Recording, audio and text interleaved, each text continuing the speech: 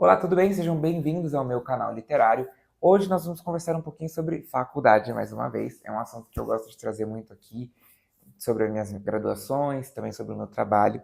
E eu fiz um vídeo há um tempo atrás, que inclusive é disparado o vídeo mais assistido do meu canal, que é o vídeo sobre produção cultural na Faculdade de Belas Artes, como as coisas são organizadas e etc., como que estava sendo o meu primeiro semestre.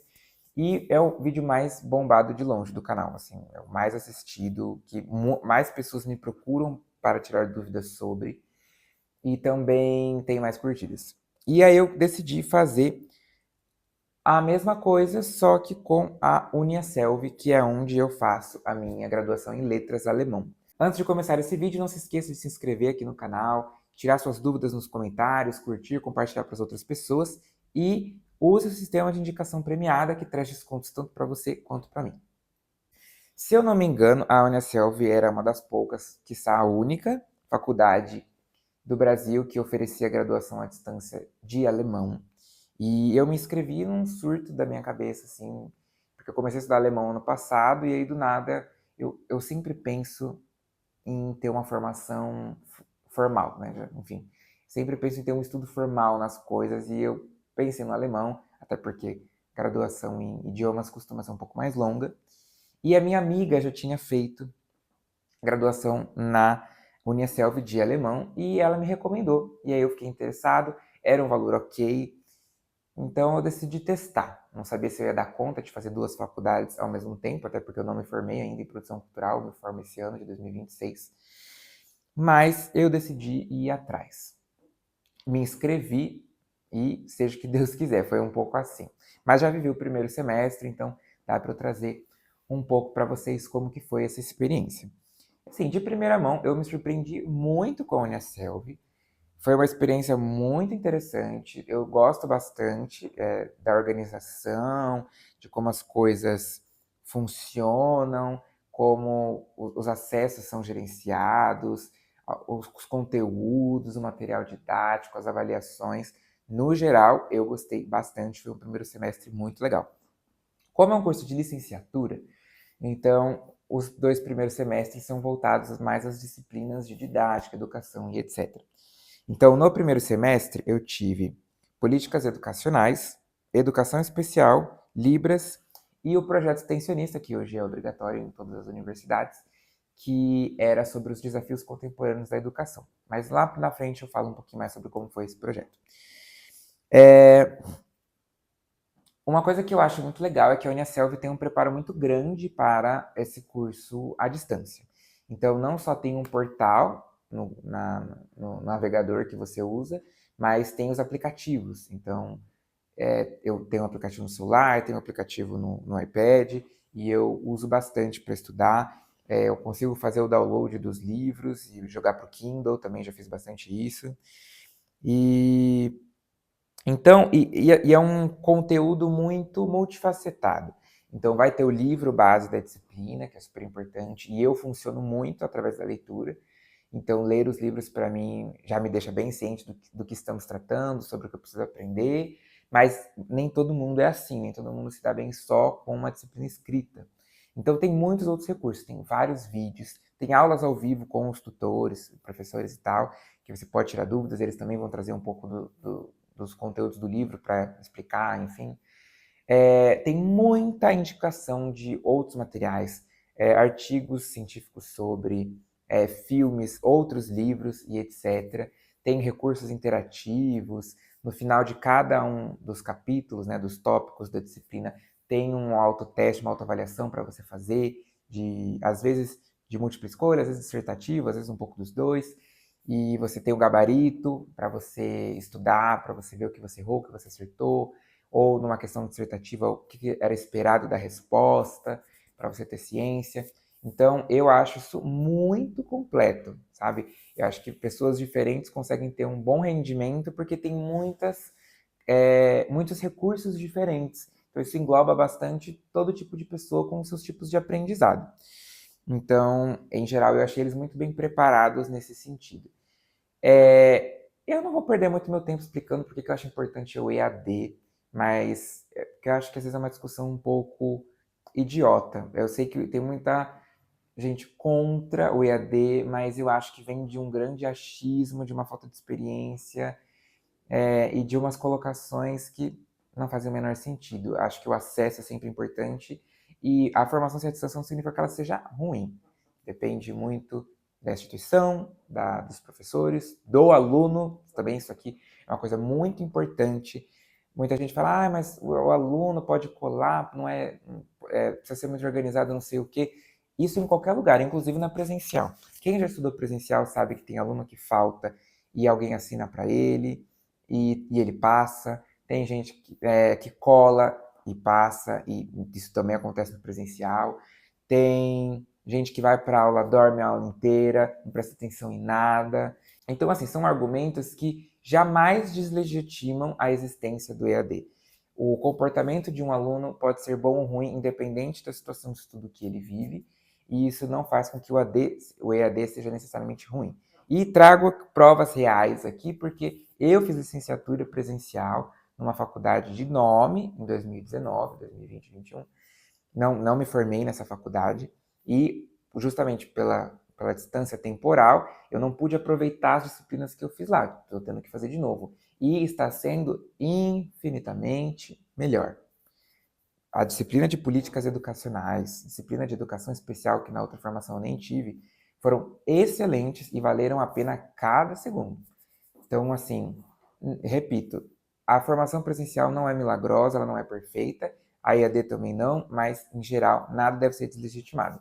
As coisas devem buscar melhorias, não simplesmente serem canceladas, extintas e etc. Isso não é solução. Enfim, agora nesse segundo semestre, as disciplinas já estão aparecendo para mim, eu vou ter perspectivas profissionais, sociedade, educação e cultura, contexto histórico-filosófico da educação e psicologia da educação e da aprendizagem, além do projeto extensionista que chama Prática Pedagógica, Carreira e Sucesso.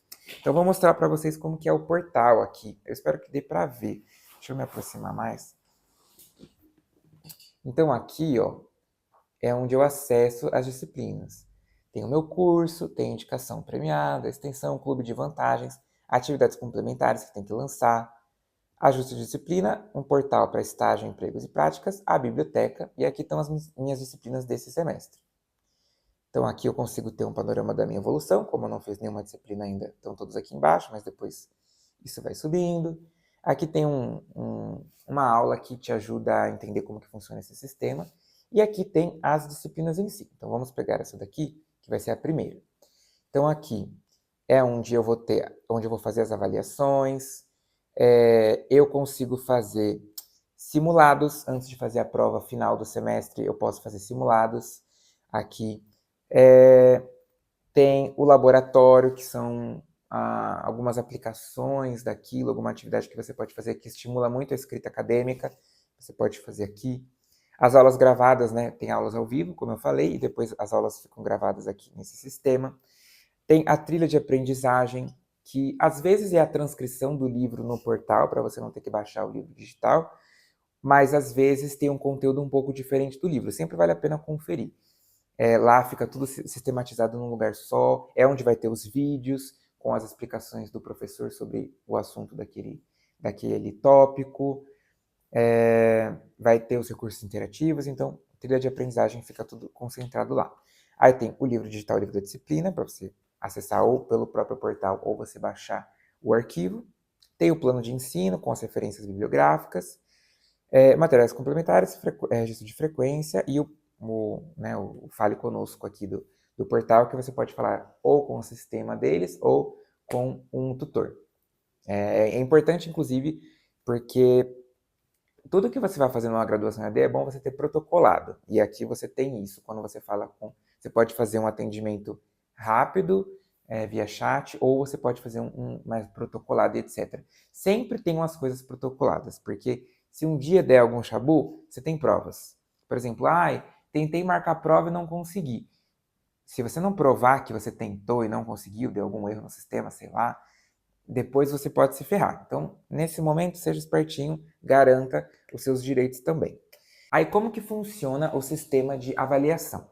São 4 avaliações por disciplina. E aí, a primeira, e elas são por conteúdo, então geralmente tem 3 unidades o livro. Na prova 1, você faz sobre a unidade 1. Lê a unidade 1 completa, vê as aulas, enfim, faz tudo o que você precisa fazer. E aí você faz uma prova de múltipla escolha sobre o assunto. Vai lá, vai acessar o sistema, vai fazer e já sai sua nota na hora. Depois você vai para a unidade 2, a mesma coisa. Vai ter uma prova de múltipla escolha, vai fazer tudo lá e já sai sua nota na hora. A terceira avaliação é uma redação. É argumentativa, né? É dissertativa. Então, vai ter um tema, às vezes é um tema só, às vezes são 2 questões, se eu não me engano. Então, você vai responder aquela questão embasado, né, no que você leu até o momento. Na unidade 3, você já vai ter terminado o livro, você já vai estar mais ciente de tudo que você está estudando. E aí você tem que responder aquelas questões da maneira que você achar que deve, né? Enfim, vai ter um enunciado, você segue o enunciado. Disserta lá bonitinho. E essa não é corrigida na hora, demora aí, tem um prazo para eles corrigirem e lançarem sua nota depois. E aí, por fim, a última avaliação também é de múltipla escolha, mas ela é realizada presencialmente no polo. Você vai até o polo da sua faculdade, você vai agendar antes, vai lá, eles vão te dar a prova impressa, você vai fazer o gabarito e depois vai lançar no sistema. Também sai a nota na hora, mas você lança o gabarito no sistema depois da prova. E é assim que funciona a sua aprovação em cada uma das disciplinas. É tranquilo, em geral é um mês para cada. Então, por exemplo, agora eu tenho 5 disciplinas. 4 são disciplinas e uma é o projeto. Então, fevereiro uma matéria, março outra, abril outra, maio outra. Né? Vai ser mais ou menos assim. E aí tem o projeto extensionista que eu preciso entregar aí nesse semestre, mas ele fica disponível o tempo todo. Geralmente o prazo de entrega dele fica lá para junho, provavelmente, para que você dê conta de fazer, porque envolve uma abordagem prática social. Então, no último semestre, por exemplo, eu tive que ir até uma escola, conviver naquele espaço por um tempo, conversar com professores, coordenadores, observar uma série de coisas, fazer um relatório grande depois.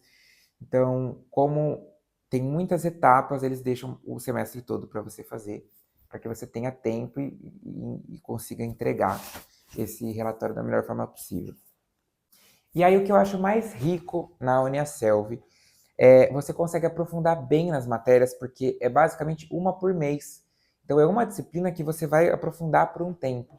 Isso é uma coisa que eu comentei quando eu fiz o vídeo da Belas Artes, que eu acabo achando um aspecto bem negativo, é que na Belas Artes você não tem essa divisão de tempo, todas é para o semestre todo, só que são 12 matérias por semestre. Eu acho um número excessivo.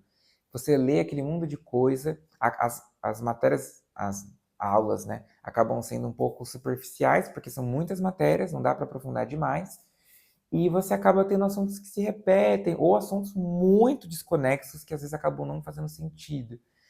E como você tem lá, no caso da Belas Artes, 4 avaliações também por matéria, uma por mês, você chega o final do semestre fazendo 48 provas. Eu acho isso um pouco sem sentido. Aqui na Uniaselv, como você tem 4 matérias, né? Nesse formato, o projeto extensionista tem uma avaliação diferente. Então você acaba o semestre com 16 provas só. E acho mais tranquilo e mais coerente. As provas são bem coerentes com o que é trabalhado na aula, sabe? Então, basicamente, fevereiro vai chegar, eu vou ter um prazo lá, umas 2 semaninhas, para ir começar a leitura, e depois começam as avaliações. Aí, avaliação 1 tem um prazo X para você fazer. Aí, na outra semana, geralmente já vem o prazo da segunda avaliação. Aí vem o prazo da terceira. O prazo da segunda para a terceira geralmente é meio rápido da Uniaselv. Então, você não pode se perder um pouco no seu cronograma de estudo, senão fica um pouco curto entre a unidade 2 e 3. E aí depois vem a unidade 4, que você tem que agendar lá no polo. E aí, feita essa avaliação, você encerra a disciplina e já pode começar a próxima. Elas ficam disponíveis full time lá no portal, então se você quiser ir adiantando coisas, você super pode. Só o prazo de avaliações que ele é mais tabelado. Então, por exemplo, aqui, se eu colocar lá em notas e avaliações, aparece aqui, ó, avaliação 1, de 16 de fevereiro até 2 de março. Então, aqui já fica isso registrado. Então, você sabe quando você pode fazer a prova. Mas, óbvio que você pode pegar a disciplina antes e já ir lendo e estudando. E aí, quando chegar essa data aqui, vai abrir, vai ficar verde isso aqui. E aí é só eu clicar e fazer a prova. E aí, depois que todas as suas notas forem lançadas e você for aprovado, aí aparece assim, né? Concluído. Você terminou, de fato, aquela disciplina. Uma coisa que eu gostei bastante também na Uniaselv é que a faculdade tem muitos recursos interessantes. Então, tem o Clube de Vantagens, que são cupons para uma série de lojas dos mais diferentes departamentos possíveis. Então, desde desconto para cinema, tem Magazine Luiza, Panasonic, Sam's Club, Amazon, EBAC. E eu acho isso muito legal. Você pega o cupom e você pode usar e conseguir desconto em outras coisas, que é muito bom. Tem bastante outros recursos aqui. Então, por exemplo, eu faço alemão. Aí tem a indicação de alguns materiais de alemão para você treinar algumas coisas. Tem vários cursos livres que você pode fazer, masterclasses, e tudo isso você consegue certificado depois para usar como horas complementares. Então, por exemplo, cursos livres tem várias áreas, ó. Administração, marketing, negócios, agricultura, meio ambiente, aprimoramento profissional, rede Enem, contabilidade e gestão financeira, diretrizes educacionais, educação, informática e tecnologia de informação, linguagem e idiomas, nivelamento, saúde, imagem pessoal, serviço e assistência social. Esses são os temas, mas, por exemplo, a administração tem 39 cursos dentro dessa área. E é muito legal. Alguns são gratuitos, outros são pagos, mas nem alguns são bem ok, assim, bem valor ok. Então, por exemplo, educação, ó. Libras, desvendando a língua brasileira de sinais, é grátis. Aí, por exemplo, curso de metodologia da pesquisa, aí é R$ 70. Tem outro aqui, autismo e tecnologia, 105. O Brincar, 55. Inovação na educação e nas organizações, 40. Tem outros de tipo 25. Aqui, ó. Big Data, 25. Bootstrap, 25. Desenvolvimento Android. A biblioteca deles também é muito interessante, porque você consegue acessar livros, inclusive de outros cursos que podem complementar a sua formação, principalmente quando você precisa fazer trabalhos acadêmicos, né, que você precisa de referências, etc. Isso é muito importante. Então você consegue outros livros acadêmicos, eles dão alguns também, principalmente quando você vai elaborar o seu relatório do projeto extensionista, você precisa basear bastante o que você está falando, então é importante você ter acesso a outros recursos para comprovar o que você está dizendo, como referência bibliográfica, né?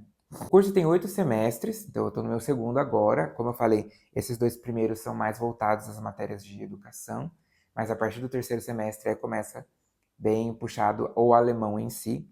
E eu estou muito empolgado para isso, inclusive. Semestre que vem eu vou ter literatura alemã. Tem outras matérias também de alemão, mas essa é a que eu estou mais empolgado. No quesito valores, eu achei a faculdade bem ok em relação ao valor. Eu pago bem mais barato que a Belas Artes.